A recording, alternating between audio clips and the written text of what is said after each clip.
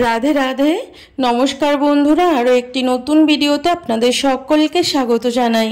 কেমন আছেন সবাই? আশা করি সবাই ভালো আছেন, সুস্থ আছেন। আর রাধা রানীর কৃপায় আমরাও খুব ভালো আছি। তো আজ মঙ্গলবার, এখন বাজে সকাল 7:30টার মতো।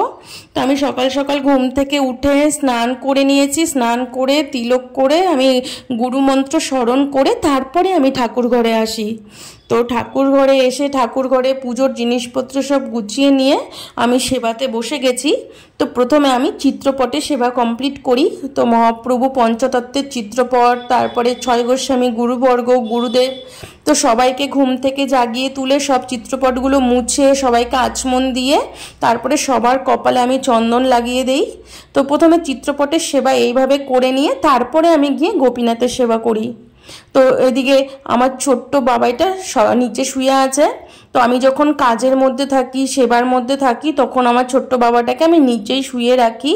কারণ ওকে খাটের ওপরে শোয়ালে কি হয়, ও ঘুমের মধ্যেই খাট থেকে পড়ে যায়। তো 2 দিন এইভাবে ও খাট থেকে পড়ে গেছে। তো আমি এই জন্য ভয় পাই সব সময়। তো এদিকে আমি যখন সেবার মধ্যে ব্যস্ত থাকি তখন ওকে কি করি, ও যদি ঘুমিয়ে যায় ওকে ভালো করে নিচে বিছানা করে নিচে শুয়ে রাখি, তাতে আমি নিশ্চিন্ত হতে পারি, ওপর থেকে পড়ার ভয়টা থাকে না। তো যাই হোক, এদিকে আমার গোপীনাথের শৃঙ্গার হয়ে গেছে।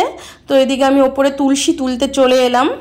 তো নিচে সকালের ভেজা কিছু কাপড় চোপড় ছিল, তো আমি যখন ওপরে আসবই তো আমি কাপড় চোপড়গুলো সাথে নিয়ে এলাম। তো এদিকে আমার তুলসী তোলাটাও হয়ে যাবে, এদিকে আমার কাপড় চোপড়গুলো শুকাতে দেওয়াও হয়ে যাবে। তো দেখো আমি এইদিকে তুলসী তুলছি। তো এত সুন্দর আমাদের বাড়িতে তুলসী হয়েছে এবার। তো আমি তো ভাবিনি যে এবার এত সুন্দর তুলসী হবে, কারণ এবার আমাদের রাধাকুণ্ডে ভীষণ গরম পড়েছিল। গরমে সব তুলসী গাছ প্রাপ্তি হয়ে গেছিল। কিন্তু এবার শ্রাবণ মাসে আর ভাদ্র মাসে প্রচুর বৃষ্টি হয়েছে। তো বৃষ্টি হওয়ার কারণে তুলসী গাছগুলো আবার এত সুন্দর হয়ে উঠেছে। আর আমরা কি করি, এই তুলসী গাছে যে মঞ্জুরি হয় না, এই মঞ্জুরিগুলো তুলে ফেলি। দেখো মাঝখানে কোমল মঞ্জুরি আর দুদিকে 2 পত্রযুক্ত এই তুলসী মঞ্জুরিগুলো যত তুলে দেওয়া হবে, যত উঠিয়ে নেওয়া হবে, তত তুলসী গাছ এইভাবে ঝাঁকড়া হবে। তো একজন আমাকে কমেন্ট করেছিল যে তুলসী গাছ বড় হয়ে গেলে কি করব, মানে তুলসী গাছ বড় হয়ে গেলে কি ওর মাথাগুলো কেটে দেব? তো তুলসী গাছের মাথা কখনো কাটতে নেই। তো তুলসী গাছের যে মঞ্জুরি হয়, যখন এই মঞ্জুরিগুলো বেরোবে তুলসী গাছ থেকে, তো এই মঞ্জুরিগুলোকে ছিঁড়ে ফেলতে হবে। তো যত তুলসী মঞ্জুরি ছিঁড়ে ফেলতে পারবেন তত তুলসী গাছ এরকম ঝাঁকড়া হবে, একদম মানে পুরো গোল হয়ে যাবে। তো এটা কিন্তু তুলসী গাছের খুব বড় একটা সেবা। তো আমরা যখন ওয়েস্ট বেঙ্গলে ছিলাম, তো ওয়েস্ট বেঙ্গলের বাড়িতেও আমাদের প্রচুর তুলসী ছিল। তো আমরা জানতামই না যে এইভাবে তুলসী মঞ্জুরি তুলে দিতে হয়, ছিঁড়ে দিতে হয়। তো আমাদের বৃন্দাবন থেকে অনেক গুরু ভাইরা আমাদের বাড়িতে যেত, তো তখন তারা গিয়ে বলতো কি তোমরা তুলসী মঞ্জুরি কেন ছিঁড়ে দাও না? তো যত তুলসী মঞ্জুরি ছিঁড়ে দেওয়া যাবে তত তুলসী গাছ আরও মানে বড় হবে। মানে বড় হবে বলতে কি, একদম পুরো গোল হয়ে যাবে। আর তুলসী গাছ কখনো প্রাপ্তি হবে না, আর তুলসী গাছ কখনো বুড়ো হবে না। আর এই মঞ্জুরিগুলো আমরা যদি ছিঁড়ে না দেই, তাহলে কি হয়, এই মঞ্জুরিগুলো বড় হয়ে পেকে তুলসী গাছ পুরো বুড়ো হয়ে তাড়াতাড়ি তুলসী গাছগুলো প্রাপ্তি হয়ে যায়। এই জন্য সবসময় এই কোমল মঞ্জুরি, যখন মঞ্জুরি বেরোবে তখন এই মঞ্জুরিগুলোকে ছিঁড়ে দিতে হয়। তো এই মঞ্জুরি ছিঁড়ে দেওয়া কিন্তু তুলসী গাছের একটা বড় সেবা, বড় একটা তুলসী সেবা হয়। আমরা যেভাবে তুলসী গাছে জল দেই, এটা একটা তুলসী সেবা হয়। তুলসী গাছের পাতা তুলে আমরা গোপীনাথের চরণে দেই, সেটা একটা সেবা হয়। তেমনি এই তুলসী গাছের মঞ্জুরিগুলো যত ছিঁড়ে দেওয়া হবে, আর মঞ্জুরিগুলো এত বাড়ে, মঞ্জুরিগুলো ছিঁড়তেই মঞ্জুরি বাড়ে আর ছিঁড়তেই বাড়ে। তো এই জন্য আমাদের এই তুলসী গাছগুলো এত সুন্দর ঝাঁকড়া হয়ে গোল হয়ে গেছে। আমাদের এই তুলসী গাছগুলো কিন্তু বুড়ো মানে কখনো বুড়ো হবে না, প্রাপ্তি হবে না সহজে। কিন্তু আমাদের বৃন্দাবনে এত ঠান্ডা পড়ে না, ঠান্ডার দিনে প্রত্যেকটা বাড়ির প্রত্যেকটা মন্দিরে যত তুলসী গাছ থাকবে সব প্রাপ্তি হয়ে যাবে। এই জন্য আমরা এখন থাকতেই তুলসী শুকিয়ে শুকিয়ে রাখি, যাতে ঠান্ডার দিনে কষ্ট করতে না হয়। তো যাই হোক, এদিকে আমি নিচে চলে এলাম। নিচে এসে আমার পুজো আরতি সব কমপ্লিট হয়ে গেছে। তো এদিকে আমি সকালে খিচুড়ি বানিয়েছিলাম, সকালে বাল্যভোগে খিচুড়ি ভোগ লাগিয়েছিলাম। তো সেগুলো আর তোমাদেরকে দেখাতে পারিনি। তো এদিকে আমি রান্নাও তুলে দিয়েছি। এদিকে আমাদের সকালে খিচুড়ি প্রসাদ পেয়ে নিয়েছি। প্রসাদ পেয়ে আমি রান্নাঘরে চলে এসেছি। তো আজকে আমি ঠাকুরের জন্য দুপুরের ভোগের জন্য রান্না করব হচ্ছে আলু পনির রসা। তো আলু পনির রসা পাতলা করে করব, মানে একদম রস রস করব, বেশি শুকনো গাঢ় রসা করি না আমি। আমার হাজব্যান্ড সবসময় পাতলা রসা খেতে ভালোবাসে, ওই জন্য আমি যখনই রসা করতে যাই আলু পনির তখন আমাকে আগেই বলে দেয় যে তুমি পাতলা করে রসা করবে। এই জন্য আমি আলু পনির পাতলা করে রসা করব আজকে, আর লাউয়ের ঘন্ট করব, আর এদিকে আলু করলা ভাজা। তো এদিকে আমি আলু পনির রসা রান্না করার জন্য মশলা পেস্ট করে নিয়েছি। তো আলুগুলোকে প্রথমে আমি তেলে লাল লাল করে ভেজে নিয়েছি। ভাজার পরে আমি 4-5টা কাঁচা লঙ্কা, 2 টুকরো আদা আর 6-7টা কাজু আমি পেস্ট করে নিয়েছি। তো আজকে আর আমি শিলে বেটে রান্না করব না, কারণ আজকে আমার রান্না করতে অনেকটা লেট হয়ে গেছে। আমি আজকে অনেকটা লেটে রান্নাঘরে ঢুকেছি। এখন কমসে কম 12:30 বাজে। তো আমি 12:30টায় আজকে রান্না করতে এসেছি। আজকে আমি একটু কাজের মধ্যে ছিলাম, আমি খুব ব্যস্ত ছিলাম জন্য আজকে রান্না করতে আমার লেট হয়ে গেল। তো যাই হোক, তো আমাকে 1টার মধ্যে রান্না কমপ্লিট করতে হবে, এই জন্য আমি 2টো চুলাতে রান্না তুলে দিয়েছি। তো আমি মশলাটাও আজকে আমি পেস্ট করে করব, কারণ আজকে যদি শিলে মশলা বাটতে যাই অনেকটা লেট হয়ে যাবে। তো আমি এদিকে আদা, কাঁচা লঙ্কা আর 6-7টা কাজু ভালো করে পেস্ট করে নিয়েছি। এদিকে রসার জন্য আলুটাকেও ভেজে নিয়েছি। তারপরে কড়াইতে তেল দিয়ে একটু জিরা ফোড়ন দিয়ে, তেজপাতা দিয়ে ফোড়ন দিয়ে আমি তেলের মধ্যেই হলুদটা আগে দেই। আমি যে কোনো কিছু রসা যখনই করতে যাই, আমি যখন মশলাটাকে কষাবো তার আগে হলুদটা আমি সবসময় তেলে দিই, যাতে হলুদটা কাঁচা গন্ধ না আসে। তো আমি প্রত্যেকটা রান্নাতে তাই করি, হলুদটাকে আগে তেলে দিয়ে দিই, তারপরে একটু নাড়াচাড়া করে তারপরে যে আমি মশলাটা পেস্ট করে রাখি সেই মশলাটা আমি ওই তেলের মধ্যে দিয়ে দিই। তাতে কি হয়, হলুদের কাঁচা গন্ধটা কখনোই আসে না, আর কালারটাও ভালো আসে। তো এদিকে আমি মশলা যেটা পেস্ট করে রেখেছিলাম সেটা আমি তেলে দিয়ে দিলাম। তারপরে জিরে গুঁড়ো, ধনে গুঁড়ো, 1 চামচ জিরে গুঁড়ো দিয়েছি, 1 চামচ ধনে গুঁড়ো দিয়েছি, আর দিয়ে ভালো করে মশলাটাকে মিশিয়ে নিচ্ছি। মিশিয়ে নেওয়ার পরে এর মধ্যে আমি 1 চামচ মিক্স মশলা দিব। তো এই মিক্স মশলাটা না আমি বাড়িতেই বানিয়ে রাখি। ধনে, জিরে, তারপরে দারচিনি, এলাইচি, জয়িত্রী, জয়ফল, এই সবগুলোকে হালকা ড্রাই রোস্ট করে আমি গ্রাইন্ডারে ভালো করে মিক্স পাউডার করে রাখি। এই মশলাটা আমি প্রত্যেকটা সবজিতে দিই, এতে সবজির টেস্টটা ভীষণ ভালো আসে। আর একটু কাশ্মীরি লঙ্কার গুঁড়ো দিয়ে দিলাম, তাতে সবজির কালারটাও খুব ভালো আসে। তো এদিকে আমি আলু ভাজা করছি। আজকে 2টো চুলাতেই রান্না একসাথে তুলে দিয়েছি, কারণ আজকে অনেকটা লেট হয়ে গেছে, ভোগ লাগাতেও আজকে লেট হয়ে যাবে। এদিকে মশলাটা আমি ভালো করে কষিয়ে নিব। তো দেখো মশলা থেকে তেল ছাড়তে শুরু করে দিয়েছে। তো এই সবজির টেস্টটা কোথায় আসে, এই মশলাটাকে যত ভালো করে কষানো হবে একদম লো ফ্লেমে, তো তত সবজির টেস্টটা ভালো হয়। তো আমি সবসময় কি করি, মশলাটা যখন কষাই তখন গ্যাসের ফ্লেমটা একদম লো রাখি, আর লো রাখার ফলে মশলাটা হালকা আছে খুব সুন্দর করে কষানো হয়ে যায়। তারপরে আমি ফ্রাই করা আলুটাও মশলার মধ্যে দিয়ে দিলাম, দিয়ে লবণ দিয়ে এটাকে আরও 5-10 মিনিট ভালো করে কষাবো।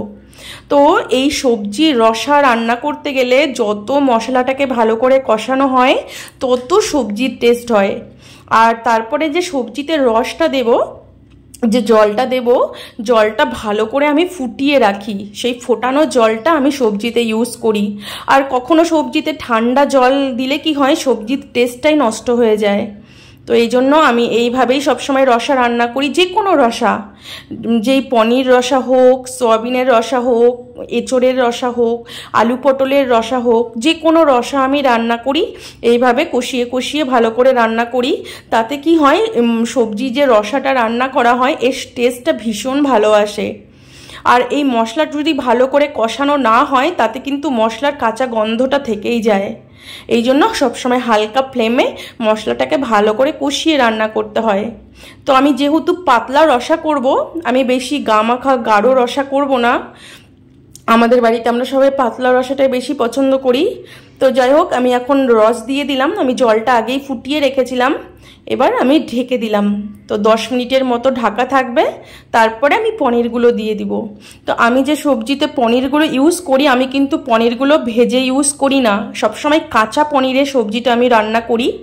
তো করি, কখনো মনে হলে পনিরটাকে ভেজেও রান্না করি, কিন্তু আমি দেখেছি যখনই আমি পনিরটা ভাজতে যাই না, পনিরগুলো পুরো শক্ত হয়ে যায়। এই কারণে আমি কাঁচা পনির রান্না করি। আর আমাদের রাধাকুণ্ডে, বৃন্দাবনে যখন বড় বড় ভান্ডারা হয়, যে কোনো ভান্ডারাতে যে পনিরটা রান্না করা হয় না, তো সম্পূর্ণ পনির কিন্তু কাঁচা ইউজ করা হয়। তো কাঁচা পনিরের রসা করে রান্না করে দেখবে, পনিরের টেস্টটা সম্পূর্ণই আলাদা হয়, ভীষণ টেস্টি হয় সবজি। তো এই কাঁচা পনির সবজিতে দিলেও একটা আলাদা রকম ফ্লেভার আসে। তো আর এই সবজিটা খেতেও সুন্দর হয়। আর পনিরটা ভাজলে কি হয়, শক্ত হয়ে যায়, আর সে পনিরটা খেতেও স্বাদ লাগে না। এই জন্য আমি যখনই রসা রান্না করি কিংবা পনির মশলা রান্না করি, আমি পনিরটাকে কাঁচা সবসময় ইউজ করি। আর আমাদের এখানে না মানে মোষের দুধের পনির হয়, তো এই জন্য পনিরটা একটু হার্ড বেশি হয়, শক্ত বেশি হয়। এই জন্য সবসময় কাঁচা ইউজ করলে কি হয়, পনিরগুলো খেতেও সুন্দর হয়, আর তোমার শক্তও হয় না, একদম নরম সফট হয়ে যায় যখন আমি রসের মধ্যে দিব। তো যাই হোক, এদিকে আমি পনিরগুলো আমানি করে রেখেছিলাম, সে পনিরগুলো রসাতে দিয়ে দিলাম। এখন এটা আরও 5 মিনিট ঢেকে আমি ফুটতে দিব সবজিটাকে, যাতে পনিরগুলোর ভিতরে রস ঢুকে পনিরগুলো সফট হয়ে যায়। তো দেখো, আমার সবজির যে মশলাটা ছিল, মশলাটা আমার খুব ভালো করে কষানো হয়েছিল, এতে সবজির কালারটাও সুন্দর আসে। তো যাই হোক, এদিকে আমি রান্না করছি, আর এদিকে মা ভোগ লাগাবে জন্য ভোগের জায়গাটা রেডি করে দিচ্ছে। তো আমাদের যে সকালে ফুল তুলসী দিয়ে আমরা সবাই পুজো করি, তো দুপুরে ভোগ লাগানোর আগে সেই ফুল তুলসীগুলো পরিষ্কার করে দেওয়া হয়। তো ঠাকুর প্রসাদ পাবে, এই জন্য ঠাকুরের চরণ থেকে থেকে ফুল তুলসীগুলো সব সরিয়ে দেই। তো এই জন্য মা সব পরিষ্কার করে এখন ভোগের জায়গা করে দেবে। তো দেখো, এদিকে আমার ছোট্ট বাবাটা, আমরা যখনই কোনো কাজ করতে যাব না, ও সব কাজের মধ্যে ওকে যেতে হবে। মানে যে কোনো কাজের মধ্যে, আমি যখনই রান্নাঘরে রান্না করব কিংবা মা ঠাকুর ঘরে পুজো করবে, সব কাজের মধ্যে ওকে দেখতে হবে, সব জায়গায় ও যাবে। তো এই জন্য না আমার কাজে একটু অনেকটা লেটও হয়ে যায়। এদিকে ও পিছে পিছে থাকে, ওকে দেখতে যায়, এদিকে রান্না করতে যায়, এদিকে সব কাজ করতে গেলে অনেকটা লেট হয়ে যায়। জানোই তো, ছোট বাচ্চা নিয়ে কাজ করতেও অনেক অসুবিধে হয়। তো যাই হোক, এবার আমার রসাটা ভালো করে ফুটে গেছে। আমি রসার মধ্যে আমি সবসময় এলাইচি পাউডার গুঁড়ো করেই রাখি। এলাইচি আমি মিক্সিতে ভালো করে গুঁড়ো করে রেখে দেই জারে ভরে। তো আমি সেই 1 চামচ এলাইচি পাউডার, 1 চামচ ঠিক দেই না, মানে ছোট চামচের হলে 1 চামচ আর বড় চামচ হলে আধা চামচ এলাইচি পাউডার দিয়ে তার মধ্যে 1 চামচ ঘি দিয়ে দিলাম। তো নিরামিষ রান্নাতে নামানোর আগ দিয়ে যদি ঘি ইউজ করা যায়, তো রান্নার টেস্টটা খুব সুন্দর আসে, ফ্লেভারটাও খুব সুন্দর আসে। তো আমি 1 চামচ ঘি দিয়ে আর একটু কসুরি মেথি দিয়ে দিলাম। কসুরি মেথিটাকে হাতে পুরো প্রেস করে দিয়ে দিলাম, তাতে কসুরি মেথির যে ফ্লেভারটা, ওটা সবজিতে ভালো মিক্স হয়ে যায়। তো যাই হোক, এদিকে আমার রসা রান্না কমপ্লিট হয়ে গেল, আর এদিকে আমার ভাজা টাজা সব কিছু হয়ে গেছে, অন্নও হয়ে গেছে। তো এখন মা ভোগ লাগাবে। তো দেখো, আলু পনির রসাটা কত সুন্দর লাগছে দেখতে। তো রান্নাটুকু পর্যন্ত আমার ডিউটি থাকে, দুপুরে রান্না করাটা পর্যন্ত আমি করে দিই, তারপরে মা গিয়ে ভোগ লাগাবে, রান্নাঘর পরিষ্কার করা। তো আজকে রান্নার বাসনগুলো বেরিয়েছে, ওগুলো আমি ধুয়ে দেব। তো মাকে বললাম আজকে অনেকটা লেট হয়ে গেছে, আমি করে দিচ্ছি, তুমি ভোগ লাগিয়ে দাও। তো দেখো, এদিকে আমার ছোট্ট বাবাই হাঁটতে পারে না ঠিকই, কিন্তু ওর ব্যালেন্স ঠিক হয়নি, হাঁটতে হাঁটতে গিয়ে কোথাও পড়ে যায়, কোথাও লেগে যায়, মানে এইরকমই ও সারাটা দিন এইভাবে করতে থাকে। এই জন্য ওর পিছনে পিছনে সবসময় একজনকে থাকতে হয়, তা না হলে না মানে কোথায় গিয়ে যে ও পড়বে তার ঠিক নাই। এই জন্য আমার কাজে অনেকটাও দেরি হয়ে যায়। তো বাড়িতে আমরা 4 জন মানুষ, আমি, আমার মা বাবা, আমার হাজব্যান্ড, তো আমরা 4 জন মিলে একটা বাচ্চাকে সামলাই। তো আমি তো এদিকে সেবা পুজোর মধ্যে থাকি, তখন ওকে সামলাতে পারি না, তখন হয়তো বাবার কাছে থাকে। তারপর আমরা যখন বাইরে যাই তখন মা বাবাই ওকে রাখে। তো এইভাবে আমরা সবাই 4 জন মিলেই সামলাই। তো এদিকে আমি রান্নাঘরে রান্নার কিছু বাসন বেরিয়েছিল, তো তো সেই বাসনগুলো আমি ধুয়ে দিচ্ছি। তো আমাদের কি হয়, রান্নার বাসনগুলো যে বেরোয় রান্না করার পর যে আমানি বাসনগুলো থাকে সেগুলো রান্নাঘরেই আমরা ধুই, আর যে প্রসাদী বাসনগুলো থাকে সেগুলো বাইরে ধোয়া হয়। প্রসাদী জিনিস আমরা কখনোই রান্নাঘরে নেই না। তারপরে এদিকে যে এঁঠো বাসন থাকে সেগুলোও আমরা রান্নাঘরে নেই না। তো আমাদেরকে প্রসাদী এঁঠো সব কিছু বিচার করে চলতে হয়। আমাদের বাইরে এঁঠো বাসন প্রসাদী বাসন সব বাইরে ধোয়া হয়। তো যাই হোক, আমি রান্নার বাসনগুলো ধুয়ে আমি রেডি করে দিলাম। এদিকে মা ভোগ লাগাচ্ছে, এদিকে মায়ের ভোগ লাগানো হয়ে গেছে। তো এখন মা ভোগ আরতি করবে। তো দুপুরের যে ভোগ লাগানোর পর যে আরতি করা হয় তাকে ভোগ আরতি বলা হয়। তো প্রতিদিনই আমাদের ভোগ আরতি করা হয়। তো যাই হোক, এখন দুপুরের প্রসাদ পাওয়ার পর আমরা একটু বিশ্রাম করি, মানে 10-15 মিনিট একটু বিশ্রাম করি। তারপরে গিয়ে আমাদের সারাদিন আমি হরিনামের মালা ধরতে পারি না, গিয়ে একটু হরিনাম জপ করি। তো আমার সারাদিনের সময় হয় না, ঠাকুর সেবার রান্না করার পর গিয়ে আমি দুপুরে প্রসাদ পাওয়ার পর গিয়ে আমি একটু ফ্রি হই। তো যাই হোক, এদিকে ভোগ লাগানো হয়ে গেল। তো আজকে বেশি কিছু আমি রান্না করতে পারিনি, খুব অল্প সময়ের মধ্যে আজকে রান্না করতে হয়েছে। তাও এখন 1:30 বাজে, দুপুর 1:30 বেজে গেছে। তো আজকে আমাদের প্রসাদ পেতেও লেট হয়ে যাবে, এই জন্য আমি আজকে বেশি কিছু রান্না করতে পারিনি। শুধু আলু পনির রসা, লাউয়ের ঘন্ট আর আলু করলা ভাজা, এই দিয়ে আজকে আমরা দুপুরে প্রসাদ পেয়ে নিয়েছি। তো প্রসাদ পেয়ে আমরা 10-15 মিনিট একটু বিশ্রাম করি। তো দেখো এখন বাজে বিকেল 5টা, 5:30টার মতো। তো দেখো এদিকে আমার ছোট্ট বাবাই ও ঢোল নিয়ে বসে গেছে। তো ছোটোবেলা থেকেই ওর ঢোল বাজানোতে ভীষণ ইন্টারেস্টেড ও, এই জন্য ওকে দুটো ঢোল কিনে দেওয়া হয়েছে। তো বড় হলে ওকে তবলা খোল সব কিছু শেখানো হবে। তো এখন থেকেই ও রিহার্সেল দেয় যাতে ও ভালো করে ঢোল বাজাতে পারে। মানে 1.5 বছরও হয়নি এখনও, সবে 14 মাস বয়স আমার বাচ্চার। ও এখন থেকেই ঢোল বাজানোতে এক্সপার্ট হয়ে যাচ্ছে। মানে ওর ঢোল বাজানোর, খোল বাজানোর, তবলার যে হাতটা এত শক্ত।